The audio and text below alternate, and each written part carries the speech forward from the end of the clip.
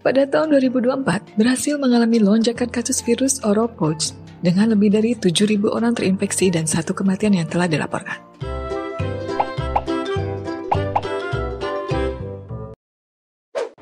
Virus ini menimbulkan kekhawatiran besar bagi masyarakat dan pemerintah Brasil karena penyebarannya yang cepat dengan gejala yang ditimbulkannya.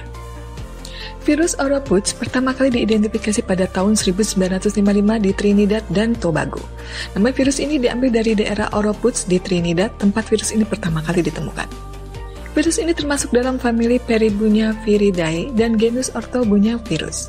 Sejak penemuannya, virus Oropouche telah menjadi salah satu penyebab utama wabah demam akut di wilayah Amerika Selatan dan Tengah, terutama di daerah tropis. Dalam beberapa dekade terakhir, kasus infeksi virus Oropouche meningkat secara signifikan di Brasil, Peru, Panama, dan negara-negara lain di Amerika Latin. Wabah besar tercatat terjadi di Brasil pada tahun 1960-an dan 1980-an, dengan ribuan orang terinfeksi. Sejak saat itu, virus ini menjadi perhatian utama bagi otoritas kesehatan di wilayah tersebut. Virus Oropouche ditularkan terutama melalui gigitan serangga vektor, khususnya nyamuk Corycoides paraensis. Nyamuk ini biasanya berkembang biak di daerah berawa, hutan hujan tropis, dan dekat permukiman manusia. Selain nyamuk, virus ini juga ditemukan pada hewan seperti monyet dan burung, yang dapat menjadi reservoir alami bagi virus ini.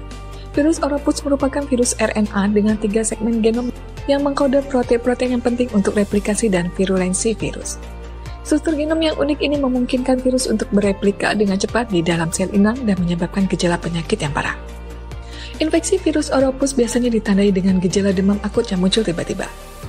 Di antaranya, demam tinggi, sakit kepala, nyeri otot dan sendi, ruam kulit, mual dan muntah, dan fotofobia atau sensitivitas terhadap cahaya.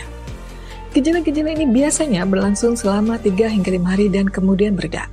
Namun, pada beberapa kasus, komplikasi serius dapat terjadi seperti peradangan otak yang dapat berakibat fatal. Terkhususnya untuk ibu hamil, virus Oropouche dapat mengakibatkan ibu mengalami keguguran dan bayi lahir dengan kondisi kepala yang kecil. Penularan virus Oropouche terjadi melalui gigitan nyamuk yang terinfeksi. Nyamuk Corycoides paraensis adalah faktor utama yang menyebabkan virus ini. Penularan dari manusia ke manusia secara langsung belum pernah dilaporkan, sehingga gigitan nyamuk tetap menjadi metode utama penyebaran. Selain nyamuk, virus ini juga dapat ditemukan pada hewan seperti monyet dan burung, yang dapat bertindak sebagai reservoir alami. Hewan-hewan ini dapat menginfeksi nyamuk yang kemudian menularkan virus ke manusia.